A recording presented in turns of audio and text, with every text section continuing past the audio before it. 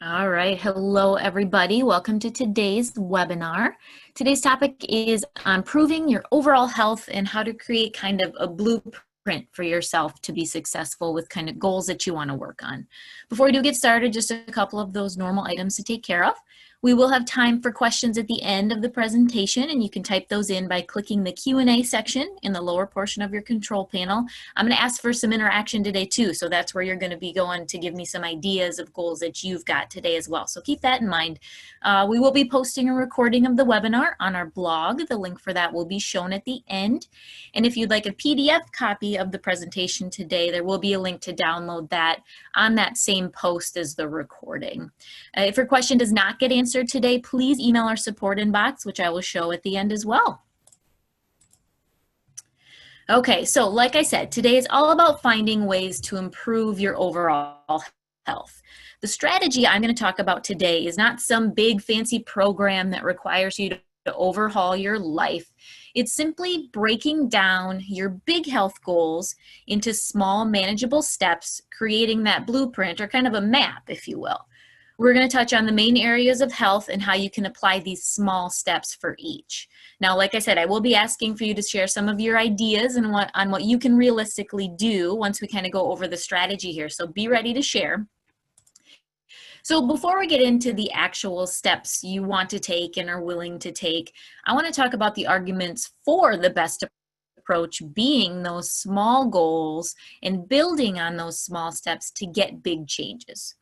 So think about a goal that you've had in the past and that maybe didn't work out.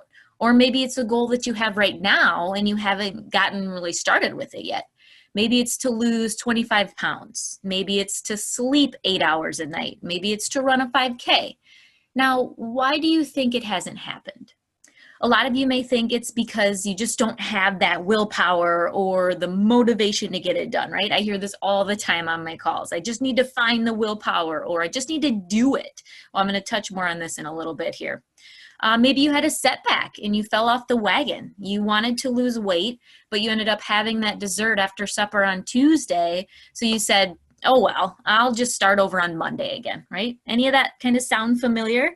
But what if changing your strategy to focus on things in a way smaller scope could result in hitting those big goals that you have? That's what we're going to talk about today.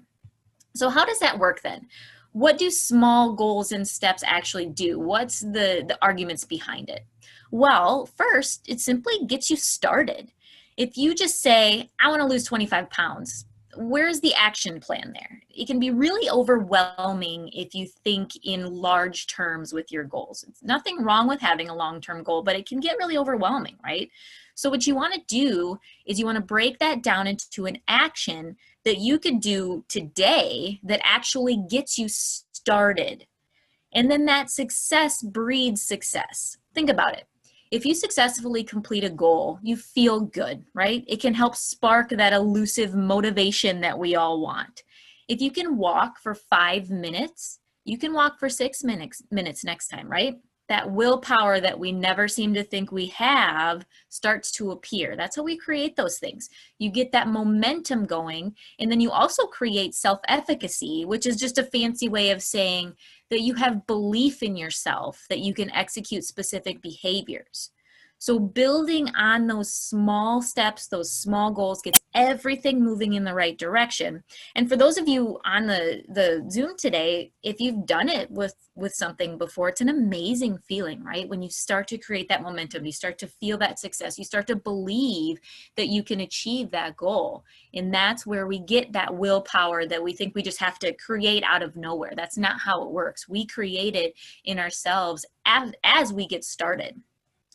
Now, here's the thing with small goals that I want you to be aware of. To be successful, it requires a little thing called patience, right? It requires a change in mindset. We all know that we live in a time where we get instant gratification with almost anything, right? We want results and we want them now. So we will have to work on that thing called patience, but I promise you it will pay off. To see long-lasting results, you have to make it a permanent change. And you've heard this before, right? You have to make a lifestyle change. But that's what small goals do. You build on one after another, and it becomes that lifestyle rather than that quick fix. Now, again, you can still have that big goal out there, just break it down into smaller steps. A journey of 1,000 miles begins with a single step is a saying that you may have heard before. I've got it up here, and it's absolutely true. Start now, and a year from now, you're going to be amazed at where you are. We actually see it all the time with our participants. Someone makes a small change, like increasing their exercise by a day per week or cutting out one sugary drink. And the next year, they're seeing improvements in their overall health and well-being, and also their biometrics and their Health Check 360 scores for that matter. We've even done presentations at conferences on how these small changes in habits have improved scores year over year. The key is consistency and slow progression, which we're going to talk more about here next. So if you're on board with the small steps, and I hope you are, you're getting close, let's talk more about how to implement them to create that actual blueprint and that action plan for that long-term goal. Now, when I say small steps, that's exactly what I mean. Small means small. If your goal is to add in exercise, have a goal of walking 2 minutes each day or doing 2 push-ups. If your goal is to eat healthier, eat 2 apple slices every day, something like that. We're going to come up with more ideas like this in a bit, but this is where some people struggle and they start to resist a little bit. Some of you may already be doing that on me. Okay, hold tight. I'm going to keep convincing you hopefully here. You're going to say, well, what good is walking 2 minutes going to do, right? How are 2 slices of apple going to make me healthier? That's where that patience is going to come in that I just talked about. Again, this is about creating a lifestyle change, not a big, massive change that affects your whole life, which, yeah, you're going to see results if you overhaul your whole life and if you change everything for the good. But in 2 weeks, when you fall off, that's not good, right? You're going to get sick of it. You're going to have overwhelmed yourself because you did too much. You're going to be so sore that you can't even move. And then you're going to fall off and you're going to end up right back where you started. And sometimes, unfortunately, we end up worse off than where we started when we try to make these these changes that are too much for us. The bigger the change, the harder it is to stay consistent and motivated. It's not impossible. I know we've probably all seen it before, but it's a lot harder. So that's why I'm going this route today. James Clear is an author that's written a lot about creating habits. I've mentioned him on a few other webinars if you listened in. He wrote Atomic Habits. That's one of the books that he wrote. But one thing he talks about is called habit stacking. So what this means is that you take a habit that you're already doing, and then you connect that, you link it to another habit that you want to start incorporating. So a simple phrase that he says is after or before blank, I will blank. And you could say during as well. I kind of added that myself. So for example, let's say you want to start a gratefulness practice in your day because your overall goal is to lower your stress. So find another task that you can tie that to. For example, during my teeth brushing, I will practice gratefulness. Other examples for other things. Before I have my morning snack at 10 o'clock, I will drink 8 ounces of water if your goal is to increase hydration. After I finish supper, I will go for a 5-minute walk. As James says, this works well because you already have those other habits built into your day, which are mostly ingrained, right? You eat every day. Hopefully you brush your teeth every day, but those are the types of things I'm talking about. Those things that you've been doing for so long that you don't even think about anymore. So we tie another habit to those to use as a cue for a healthy habit, which can make everything more successful. And then you can build on those new habits and kind of make a chain of good things. So if I say, after I finish supper, I will go for a 5-minute walk. After I go for a 5-minute walk, I will drink 8 ounces of water. And then this can also work to create cues for yourself for later in the day. So for example, if you say, after I get dressed in the morning, I will place my walking shoes next to my bed, which is a cue for later to go for a walk when you get home from work, right? There's so many applications for this. So be creative, start to jot down some habit stacking ideas, or maybe just those habits that you know that you do consistently that you can link. You don't have to have necessarily the goal yet, but just where you're going to add something in. And then I love quotes, obviously, because I do them all the time, but this quote from Aristotle, it really makes sense. We are what we repeatedly do. Excellence then is not an act, but a habit. Your health is a product of what you do consistently, not every once in a while, consistently, which is why those small daily habits are so important and what add up in the long run. They may seem tiny, but when you do them every single day, that's where you're going to see that real change. Now, before I get your ideas and before we share some other tips and do some brainstorming here, I want to kind of debunk a myth that a lot of us have. A lot of times we look at those people who have succeeded in doing something that we may want to have accomplished ourselves, and we say, man, how did they stay on track? How did they not screw up? How did they not fall off the wagon? Here's a little secret. They did. I guarantee you that nobody that has succeeded at something, did it all perfectly. The difference in those that succeed and those that don't is that when those that did succeed fell off the wagon, when they had a bad day, when they ate those 5 extra cookies, those that succeeded got back on track as quickly as possible. That's the difference right there. I mentioned earlier about when we screw up and we say to ourselves, well, man, I'll just start over on Monday, right? Because Monday is just the best day to start something. But that's not true. Just because it's the beginning of the week or work week doesn't mean that that's the best time to start something. So the question I want you to ask yourself when you find that thought sneaking into your brain when you say, oh man, I screwed up, I'll just start over next week, right? I want you to ask yourself, why? Why should you wait until Monday to try again? Success is not linear, meaning it's not a straight line from start to finish, right? You're not just going to start and then be perfect and then you're going to be done. It's more like a roller coaster, right? You're going to have ups and downs. You're going to have peaks and valleys.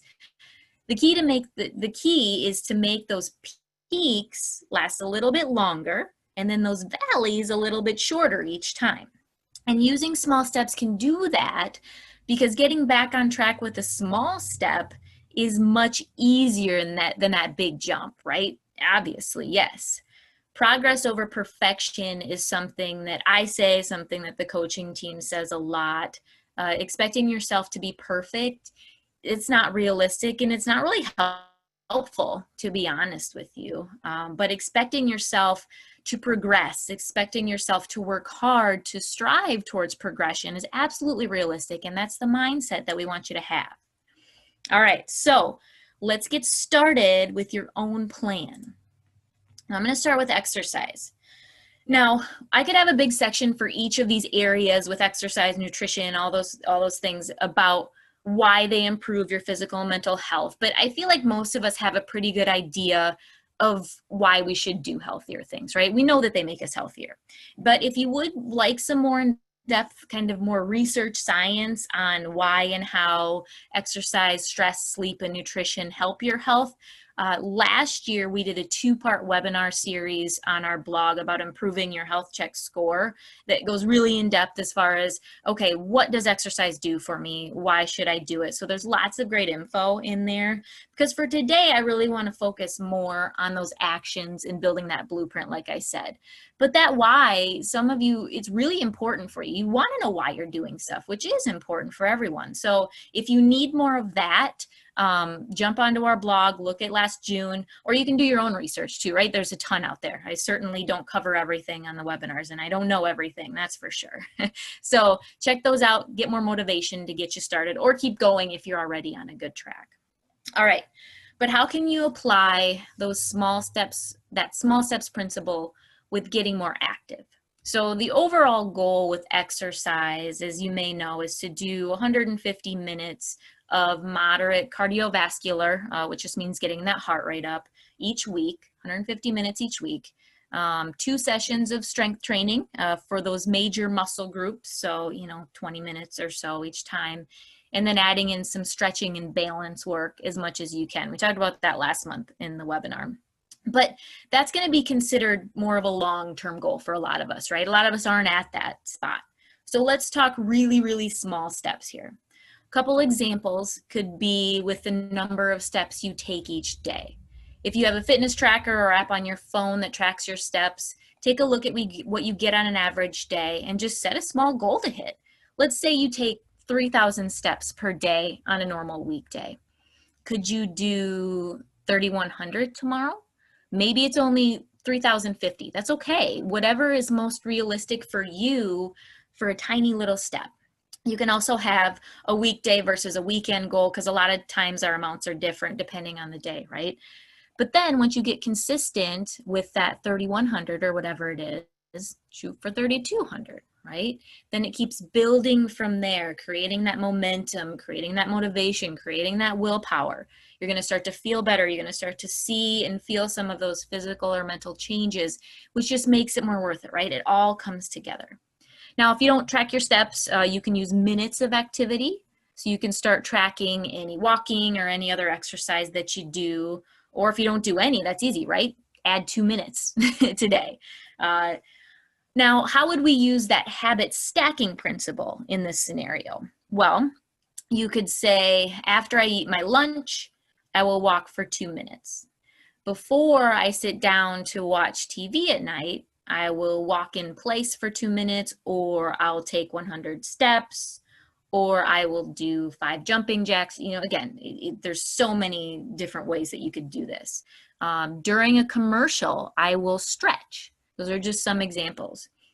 We did a push-up challenge in the office a couple of years ago, and we started with 1 single push-up per day. And then every week we added just 1 per day, with the goal of being able to do 52 push-ups each day by the end of the year. Now, at the end of the year, sometimes we broke that up into 2 times per day, but you get the picture. By the end of the year, when we first did it, we were struggling with when we got to week 10, you know, but we built ourselves up, and by the end, we could all do a lot of push-ups. So for this one, you could stack it by saying, before I get into the shower in the morning, I will do 1 push-up. Hopefully you kind of get the picture I'm trying to paint here. So what I want to do, like I said, I want to get some interaction today. So I want some examples from you guys. If your goal is to increase your exercise this year, what can you do? What can you commit to within the next couple days to get yourself started? Or maybe you already do stuff and you want to continue that progress that you've already made. After what? I will do what? You don't have to do that full sentence, but give me some small goals. Let's bounce ideas off of each other. Type those into that Q&A box, and I'm going to read some of them off here.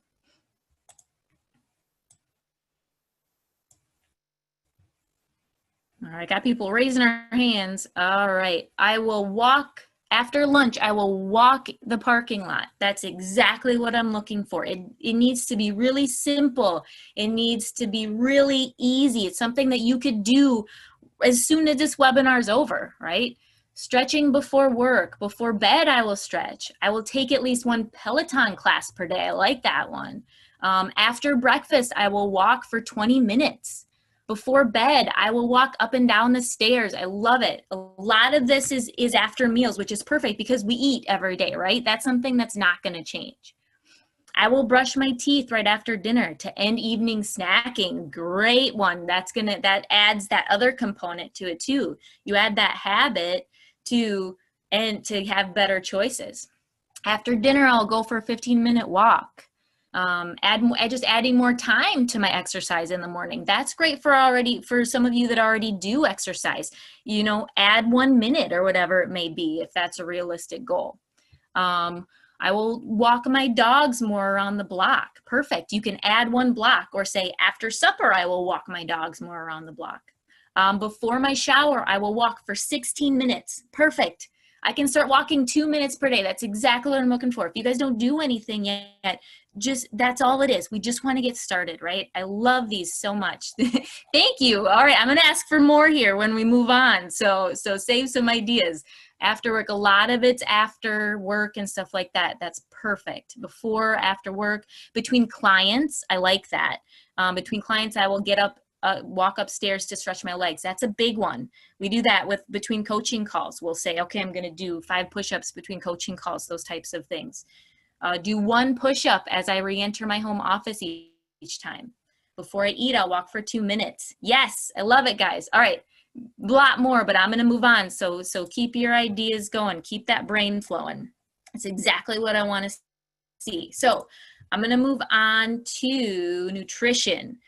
All right. So a few great things that kind of have big effects that are small changes with nutrition. I just want to give you some examples before you give me some of your great examples here.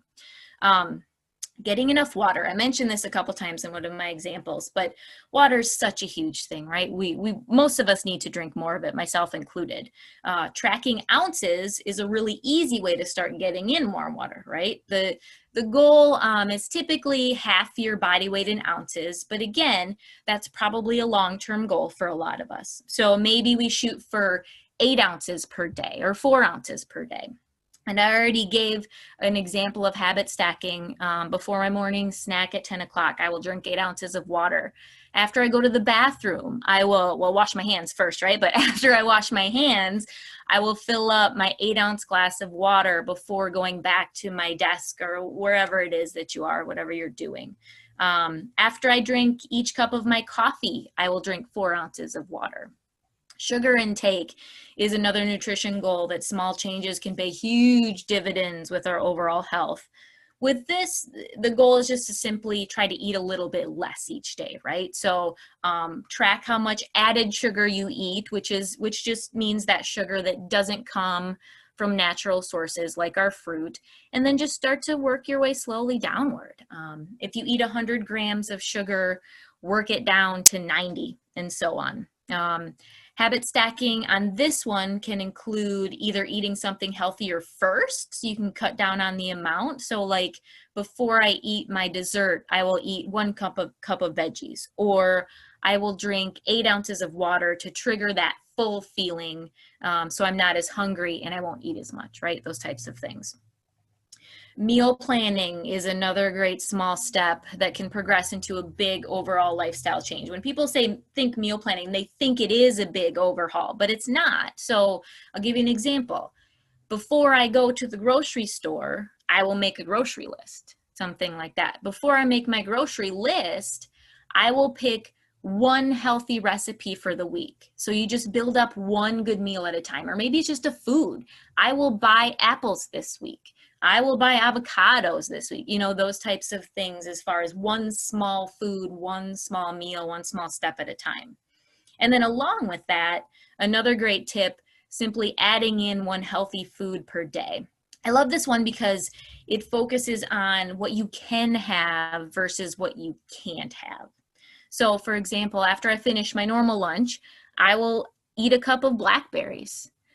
Before I leave work for the day, whether you're at home or whether you're at work right now, I will eat an apple and peanut butter so that I won't binge when I walk into my kitchen, right? Having those small things in mind that can make big differences, have that ripple effect for the rest of your day. All right, let's get back to you guys. What changes can you make? What really simple, easy changes can you make with your nutrition? Adding in a food per day, starting that meal planning. What can you do for water too? That type of stuff. All right, I'll drink water before I eat or have coffee in the morning. Before I eat any food item, I'll drink full 8-ounce glass of water. Before I eat, I will drink 8 ounces of water, so I eat less. Exactly. Someone had a question about handling dinner with a picky family. If you could email me or email the support inbox and they'll forward it to me, I've got lots of good suggestions because I myself have a picky family. So I'll send you some sites that I like just to get you there. So just shoot an email to that support inbox at the end. Reducing the amount of rice intake. Perfect. Measurable, right? I will go from 1 cup to a half a cup, whatever it may be. Just keeping a food diary. Yeah, that's a simple thing, and that could be, you could lower that even to, each lunch I will track, or 1 day per week to start off if that's an overwhelming thing. Keep pre-sliced vegetables and fruit in the fridge for easy access. I love that one. That's 1 small step. Again, that's going to pay dividends throughout the whole week of adding healthy foods in because it's there, it's ready, you grab and go, right? Eat your veggies first. That's it. I will juice once per week, so get in those good nutrients. I will eat fruit for dessert instead of ice cream. I like it. And you know, you can make fruit into ice cream too. Frozen strawberries and a little bit of milk in a blender. There you go. You can have your ice cream, but it's fruit as well. Let's see here. Try to drink 4 ounces of water without something in it, someone that doesn't like water. And that's it, right? Sometimes we have to train ourselves to do things. Reduce the amount of sugar intake. That's it. I love it. All right. All right. It's already 12:25. I apologize. So I'm going to move on to sleep here, but I love the ideas. Keep them coming. So next one is sleep. This is a big one, right? Sleep sets the tone for our entire day. When we feel rested, we make better decisions, we have more energy, we eat better, we handle stress better. So, you know, general recommendation for sleep is 7 to 9 hours. Again, that's going to be a long-term goal for a lot of you. I totally get that. But a lot of these tips are actually going to be repeated with our stress section too, which is great because we can help out in 2 areas at once. But examples, going to bed 5 minutes earlier. You can set an alarm to cue you to this action too. Set an alarm on your phone that says, oh yeah, that's right, I was going to go to bed a few minutes earlier. Turning off electronics 5 minutes earlier. We get that blue light from electronics that affects our melatonin levels, which is the hormone that helps us sleep. Stopping social media or the news by a certain time so we don't get that anxiety up. Not the news is always bad, but right now we know that mostly it is, right? So if we can kind of just put that in a time spot, because we need to pay attention to what's going on in the world, but we also don't want it to affect our health as much as we can. So for example, after I watch my show at 8:30 or after I check my phone at 8:30, I will turn off the TV or I will turn my phone on silent. Doing a simple meditation or some deep breathing before bed. So your habit stacking. After I get into bed, I will focus on deep breathing for 5 minutes. Journaling, great strategy that I've heard from participants and read about as well for journaling. Write down your worries or anxieties. Now, these can be big picture or maybe just things that you have to get done at work or personal life the next day. And then what you do after you write those down, you decide which ones are outside of your control and you cross those out, physically cross them out. And then you decide which ones you can control and jot down a 1-sentence plan of attack to help get some progress made with those things that you're worried about. And then it's written down, that plan is right there. And then it's just one step that you can do to help solve those, or again, move towards solving them. And then you end that journaling by jotting down a couple of things you're grateful for within that day. Getting those thoughts out of your head and then inserting some positive thoughts can make a huge difference in your sleep quality and quantity. So on that note, I'm gonna skip to stress because like I said, they are all the same. So then I want your sleep and your stress ideas for the last couple minutes here for some good examples, okay? Because like I said, there's a lot of ones that overlap. So journaling, meditation, deep breathing. Again, you can do these for 1 minute and you're going to see benefits with stress and for sleep. Less technology, less social media. I already touched on that. Do one thing you enjoy every single day. Do something that you enjoy. We forget to do this sometimes, I think. Something that makes you smile, something that makes you happy. So before I go to sleep, I will read a chapter of my favorite book, something like that. And then get outside, you guys, every single day. After I eat my lunch, I will go outside for 2 minutes and get some vitamin D, or 5 minutes, as much as you can. All right, so those are some examples for stress and sleep. Let's hear yours. Let's share them with everybody. What am I going to do for stress and sleep? This is a big one. Before I go to sleep, I will read a motivational book for 30 minutes. And again, you can start that with 5 minutes. Calm app, that's a really good app. I like that one. I will use before, I settle in for bed, I will do that app. After each meal, I will walk 10 minutes in my yard. I will work in my flower garden daily after work.